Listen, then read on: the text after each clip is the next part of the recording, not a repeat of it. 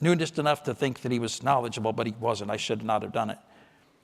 But when we start getting some knowledge, so you get some Bible knowledge, you get some knowledge of, just biblical facts and so forth, you got to be careful, because just because you have knowledge doesn't mean that you're anything better. You have those, what do you call them when they do the whole Bible drills, or Bible, what do they call them? Bible drills? Is not a sword drill. It's like a Bible contest where they take a passage of Scripture and you're studying that Scripture, and then you got to answer questions. What is that called? Quiz team? All right, Bible quiz team. Let's call it that, Bible quiz. I was sitting over here in the fellowship hall. There was a wedding at our church, and there was a guy sitting there, and I never met him yet. And I went and talked to him, and I asked him about, do you go to church anywhere? And he says, no, I used to go to church. And all right, tell me, have you been saved? He said, well, I don't even know about that. He said, I used to do all the quiz teams and Bible quiz teams. I can tell you a lot of Bible. He said, I don't believe any of it anymore. I don't believe it. Like, oh, that. How much good did that do him? Didn't do him much good if he doesn't believe it, Pretty sad there. So we get knowledge. That's a good thing, but you got to be careful. When you get knowledge, you got to be careful. You get some strong beliefs. I think it's great to have conviction. I think it's great to have your personal strong beliefs. And that's wonderful. And, before you try and impose them on everybody else, make sure you follow through with that at least a few years. Because you get this strong belief, and all of a sudden, you want everybody else to have that same strong belief, and you don't even keep it after 5 years. So just be careful about your strong beliefs, which is great to have. I believe certain things very strongly, and I've been constant in those things, but it doesn't make me any better once you get strong beliefs.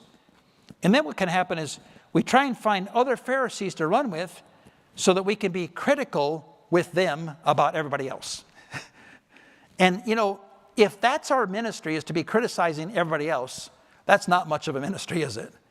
And I'm not talking, this is really preventative. It's not like I'm trying to cure any problem that we have here.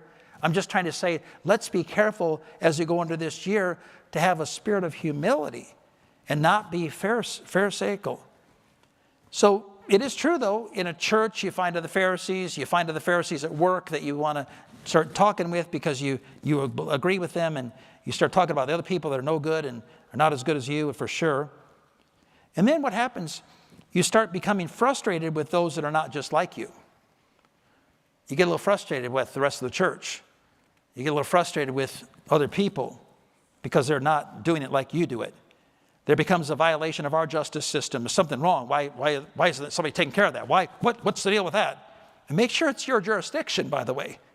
You got your violation of your justice system, but make sure it was your jurisdiction, because it may not even be your business. A lot of Christians, I hate to say, they get involved in other people's business. That's not really the way to handle it. Jesus said to Peter, what is that to you about John? Or wasn't it that? That was true, John. Did I say that right? Peter and John? I think that's how that was. I want to remind us that the Bible is not to be used as binoculars to see other people's sins. That's not the idea behind it. It's supposed to be a mirror to see our own sins. It's supposed to be reflecting back to us, including our pride. And one of the problems that the Pharisees had with Jesus, again, was he spent time with sinners. And they didn't like that because, again, why would he ever spend time with sinners? It was wonderful, as the perfect sinless Son of God, he had acceptance to sinners. And that was amazing. But he never lost truth in the process. And I have this illustration I could say. I would think about like a circle. Okay, I would say at the top, okay, you just got saved and you're starting to grow, starting to learn some things, and it's wonderful, and you're learning things, and you're growing, and you got convictions, and that's wonderful. And now you have a hard time with people not like you at the bottom here. You just can't stand those people that don't have those same convictions. You can't understand what's wrong with these people. And then what you got to do, though, is go full circle. Because if you go really full circle in this Christianity thing, you will become patient with those that are not as spiritual as you. You'll actually give grace. You'll actually be accepting, not of their sin, but trying to help them to actually grow spiritually or to get saved. That's how some of the most godly people I know have lived. They love sinners without condoning or excusing their sin. And the best soul winners too, by the way. You got to love people. I remember I went to a door and had a partner, and there was obviously this kind of, I would call them freaks. Can I say that here? You know what I mean? They would be called like freaks. They're just like, they're all over, just like, what in the world? And my partner said, these people are not interested. I said, you don't know. You don't know. I'm knocking on that door because you never know who's really going to be interested. And you know, you've got to present the gospel to everybody. Some of those people, they might just be the most open-hearted people you ever come across. Jesus was what? Full of grace and truth. I love that. He was full of grace, but he was full of truth. He had both. No compromise of truth, but a lot of grace with it. Here's my question. Have you accidentally started to become a Pharisee? Now, I don't think there are many. I don't think that's our big issue here. But it can happen in our home, at our workplace, at our church, in our community. We'll become an accidental Pharisee. I think the thing we ought to keep in mind as we start this year is ask God for humility, for God to help us, to have grace and truth. We always need more truth, I get that. But when we get the heart of God about right and wrong, we grow in truth and we grow in grace as well. We make the full circle. We can now love those people that are not like us. We humbly allow more grace to those who have not arrived at your level of spirituality. Well, I just thought that was an interesting, I don't know why, I just thought that was an interesting way to start the year. I'll do something completely different next week. If I'm around, I'm going to do Ecclesiastes. How's that sound? That's completely different than this. But I thought it'd be a good idea to start with this whole idea. I'm going to have a word of prayer, and I would like you to consider praying as well while I'm leading in prayer, to say something like this: God, help me not to be a Pharisee. God, help me to be full of grace and truth. Let's bow our heads for prayer, would you please? Father, as we think about this passage tonight, a random passage really, but we know that it was given to us for our admonition. And we see the conflict. We see how Jesus dealt with those Pharisees and scribes, and we're supposed to learn from that. We are people that know truth. We've been saved. We're growing spiritually. We're getting convictions. And those are all good things, we know. Father, in the process, we've got to be careful never to become a Pharisee. We've got to make the full circle and be like Jesus, full of grace and truth. Please help us even right now. Take a moment and thank the Lord and pray. Ask him for help.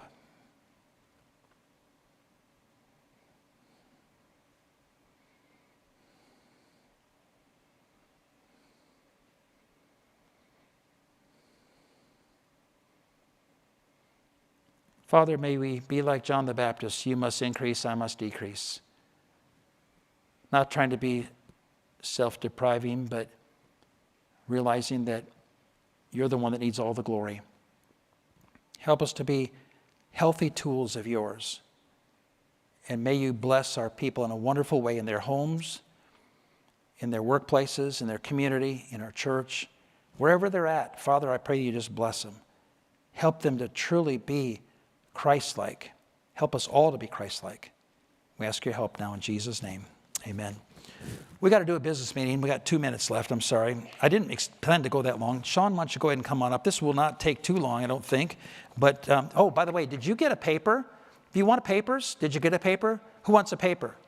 Oh, Lou, can you just grab a bunch, and maybe, Michael, can you grab some back there too for me and just hand them out to people? Would you guys do that? Matt's going to grab some too. Let's give it a moment here. We're going to give you a paper, and on the top it says balance in the operating account. I'll just explain this part of it first here. This sounds like we're very wealthy, and we're not, because all of this money has got a purpose. We've got $599,000 in our operating account right now. That sounds crazy, like we're very wealthy, doesn't it?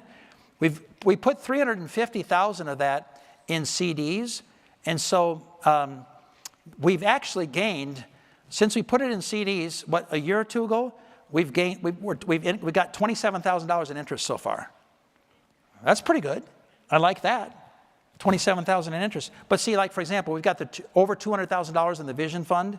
That's in part of that CD money. You get the idea? We've got other money that we've got, and that's part of the CD money. And so that's super wonderful that we have that. The balance is on the surplus account is $56,945. So that $599, our bank account doesn't show that exactly in our operating account, but that includes the $350,000 in CDs, is what I'm saying. The breakdown of the giving, it shows it on the tithes average monthly of $96,000. Our budget, by the way, was $87,000 last year. You'll see that in the bottom. Well, that doesn't show monthly budget, but that's what it breaks down to be. Missions giving, $132,000 came in. We dispersed $132,000, about the same amount. We had pretty much a wash there. Vision Fund, we're thankful for the money that's coming into that. Benevolent Fund, the money that comes into that. Other giving, there's a variety of things that goes towards, I suppose. Total giving for this year, $1.4 million. Average monthly, $118,000. I'm just amazed sometimes. And I have to, part of this whole message tonight was for me, because I could be an accidental Pharisee and say, wow, look at our church. We're so great financially. And I appreciate the faithfulness of God's people here. That dispersed to missions, that's got all that $132,000 dispersed, it's breakdown of where it went, who it went to there. The other missions, that would be special projects, like we've sent $1,000 here, $1,000 there to various needs around the country, around the world actually. When we hear of a need, we try and help with those needs. And so that's kind of what that's been. And we like to have that discretion money in case there's a big need that comes up that we can help with. So on the left is going to be your annual budget from last year. And then this is proposed budget on the right there. There are some changes. And so I'll have Sean give the motion, and then we will talk. Pastor and deacons on the financial team met, and I propose that we approve the budget as proposed. All right, so is there a second to that? Let's start with that. All right, Tim seconds it. Basically, there's increase in administration, and there's a variety of reasons for that. People got raises is one of the reasons for that. There are other probably ways that things got higher there, but a lot of it's, I think the increase of salaries is some of that. Let me see on the second page here. I've got a page that tells me what increased here. If I can get my fingers to work. Yeah, that's a lot of it right there. Healthcare and all those kind of things as well. So that's about it for that on the increase of the administration. The building went down just a little bit. Church program is quite a bit higher. And some of that, we chose to do this year. Our school is a blessing to our ministry here, and it is one of our ministries. And so we put $3,000 a month in the budget to just help the school. And, you know, it's tough to run a Christian school, especially when some of you don't use the Christian school. You send them somewhere else. You ought to use your church's school and have the money here and help the church. Otherwise, you know, again, we'll use your tithe to help the school. How about that? But we've got a good school. We're thankful for it, but I wish everybody would use it. But it's a good school, so we did add that. There are a couple other things that we actually may have changed in the, what am I talking about? Church program? Is that what I'm talking about? Yep. Let me find it here a second. For example, okay, we have vehicle bus registrations went up. Office software went up. Office supplies went up.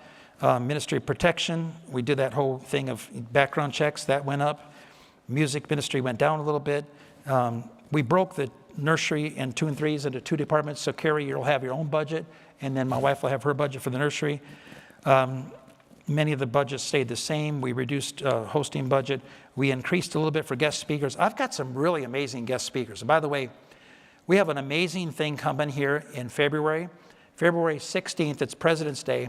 I got John Wilkerson from Hammond coming here to speak, and I want this place to be full. I really do.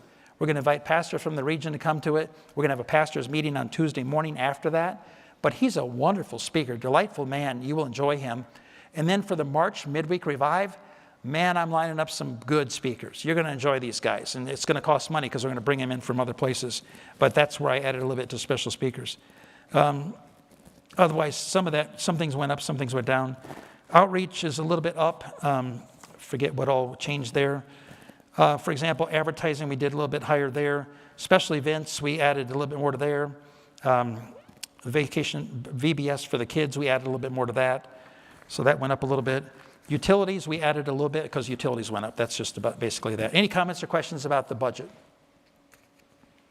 All in favor of approving the budget has been proposed, say aye. Aye. All opposed, same sign.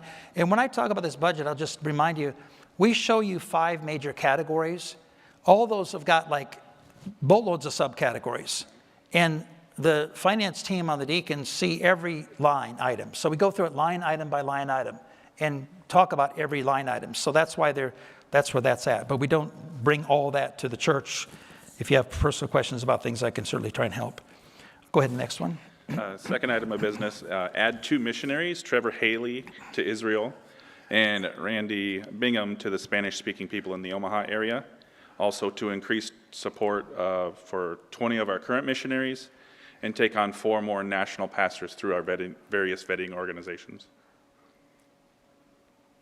Do we have a motion to? You say, I so move, is how that works. I so move, okay. He's got to say that I so move is how we do it here. All right, second? All right, second, okay. So basically, we saw the pictures. Can you put those pictures back up there? I'll just touch on them. Trevor Haley is from Kansas originally. He's part Israeli. He's part Jewish is what I would say.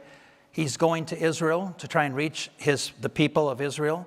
It's a tough ministry, but I know the family. These are good people. He's going to be a soul winner. He's going to try and get the gospel to the people that are going to be tough to reach, but he's going to try and do the best he can.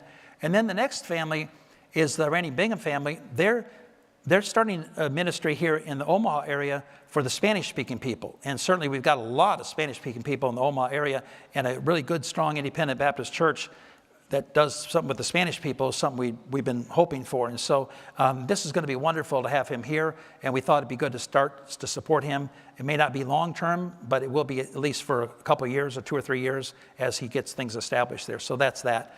We've got 20 of our current missionaries that we are increasing support for, and these are missionaries, a lot of them, because somebody asked, how did you choose? A lot of them are people with families. I know the needs of some of the situations, and knowing that some of these, and again, they're only all getting increased $50 a month, so it's not like it's a huge increase, any of them, but it is going to be a help to them to do that. So we picked out 20 of our missionaries that we currently have out of like the 40-some missionaries that we have that we're going to increase this year for support.